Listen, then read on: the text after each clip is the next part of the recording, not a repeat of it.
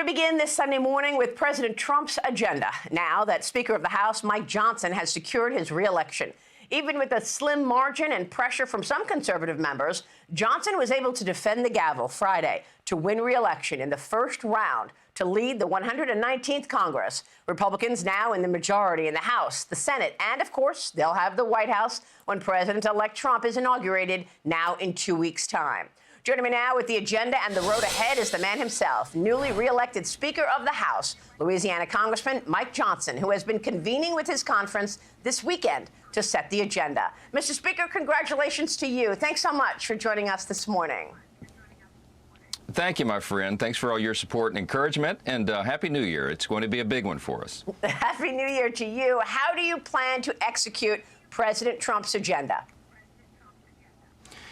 Beginning immediately. We, as you said, indicated there, we gathered all the House Republicans together yesterday and had a full day of work. We went to Fort McNair, which is a short drive in Maryland, and everyone was enclosed together for 8 or 9 hours straight talking about our reconciliation agenda and the America First agenda. You know, we're 15 days out from the inauguration of President Donald J. Trump for his second term, and we want to make sure that we're jump-starting the agenda now over the next 2 weeks so that he's prepared and ready on day one. We have a lot to do, as you know, and we've been putting all the plays together and figuring out the sequence of how we're going to run those plays, and we're really excited about it.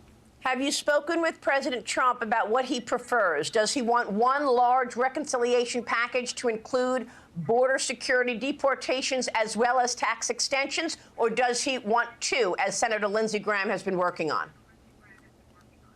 Yeah, he and I have talked about this quite a bit, as you might imagine, over the last few months, determining the pros and cons of the two different strategies. I respect Lindsey Graham and all my friends who kind of preferred a two-step strategy. The idea would be get something done on the border and maybe defense spending right out of the blocks very quickly in what we would call a skinny reconciliation bill, and then do the rest of it in a larger chunk later. But I think at the end of the day, President Trump is going to prefer, as he likes to say, one big, beautiful bill. And there's a lot of merit to that because we can put it all together, one big up or down vote, which can save the country, quite literally, because there are so many elements to it, and it'll give us a little bit more time to negotiate that and get it right.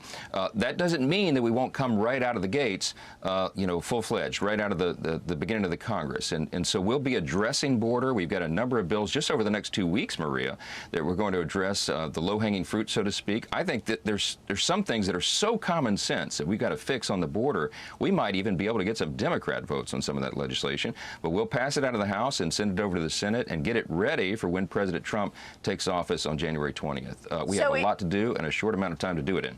So if you are doing everything or most of the priorities in one big, beautiful bill, as you say, that includes what? Walk us through what that would include. Well, it'll have a lot of pieces. We made a lot of campaign promises. President Trump did as well. And reconciliation is the way to get it done. Why? Because you avoid a 60-vote threshold in the Senate. So reconciling the budget, which we will pass in early February, is how we'll get all of our committees involved, committees of jurisdiction on all these big issues. What are they? Well, obviously, we have to secure the border. We've got to make sure that our Border Patrol agents and our immigration enforcement agencies have the right directives from the White House, but also the right resources to do their job and secure that border once and for all. We've got to take care of the dangerous illegal criminals who have come over, and all that's part of it as well. And we've got to shift immediately to the economy. Maria, you know, you talk about every day. We've got to revive the U.S. economy, and we can. We know how to do it. Part of that is preventing the largest tax increase in U.S. history, which would happen automatically at the end of next year if we don't get our ducks in a row. So we're going to make sure that happens. We're going to incentivize American companies to manufacture in the U.S. again. And we're going to make sure that the regulatory burden and the red tape that has smothered our free market is reduced and eliminated. And we're going to be dismantling the deep state all along the way. We're going to restore American energy dominance. So many different pieces to this, Maria. They all have to work together. And, of course, the president has asked us and really needs us to address the debt limit crisis before that hits in June. So a lot of moving pieces, a lot of things to negotiate, a lot of opinions on all that. So we'll be working long, long hours with whiteboards, making sure every Republican is on board. Because, remember, I'll be dealing with the smallest margin in U.S. history for much of the first 100 days. But we're going to get it done. I understand that. So are you expecting to raise or eliminate the debt ceiling as part of that big bill? I think we're going to have to do it in that bill. And the reason for that, Maria, is that we won't have to negotiate with Chuck Schumer and the Democrats on that. If you do it in reconciliation, you can do it just with the Republican Party. So we'll have very thoughtful discussion and debate about where that limit should go. But here's the important thing everybody needs to remember. We're the team that wants to cut spending, and we will. And we will do it dramatically. All the wasteful spending in government. You know, DOGE will be doing its effort in coordination with all this. But you have to raise the debt limit on paper so that we don't frighten the bond markets and the world's economy. You know how that works. It's about the stability of our economy. But we don't intend to spend to that limit, as President Trump will clarify all the time. We're going to raise the ceiling, but we are going to be cutting all along the way. So we can do both of those things simultaneously. So, Mr. Speaker, if you are able to do everything in one package, including border security, deportations, extending the tax cuts, and energy permitting, what's a realistic timeline on that? Would you have that on the president's desk by May? Certainly by May, yes. In fact, we're targeting a vote in the House maybe in the first week of April. Now, everything's got to move in the right sequence, and along the way, I think we're going to keep those trains moving in the right direction and on time. And if that happens, we'll get it out of the House in early April, maybe as soon as April 3rd, and then move it over to the Senate. That would put that bill on the president's desk for signature by the end of April. That would be fantastic. So you're talking about the first 100 days? In a worst-case scenario, Memorial Day. You're talking we about are. the first. That's the whole idea. Yeah, and the worst case Yeah. you say will be Memorial Day. That's right. That's right.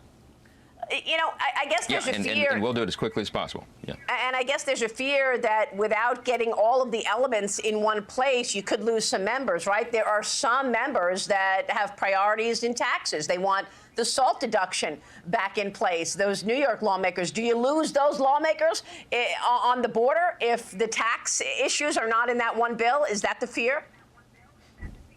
Well, actually, that's the benefit of doing it all together, because no one's going to love every element of a large package like that. But there'll be enough elements in there to pull everyone along. They'll be able to justify not getting all of their preferences on some of their big issues because there'll be so many other very important pieces to that one piece of legislation. So I think keeping it together is how we'll actually get it done, and there's some real value to that. Mr. Speaker, let me get your take on where this is going in terms of the impact. People need to see an impact on the economy, right, in order to feel secure and confident about re-electing Republicans in the midterms. Is that a consideration? Yeah, that's a big part of this. I mean, we're doing this to deliver relief to the American people. And the Bidenomics inflation has just utterly destroyed American families and their own budgets at home. The cost of living is out of control, and we know how to address it. Remember, we did this in the first Trump administration. We brought about the greatest economy in the history of the world before COVID because we reduced taxes and we reduced regulations.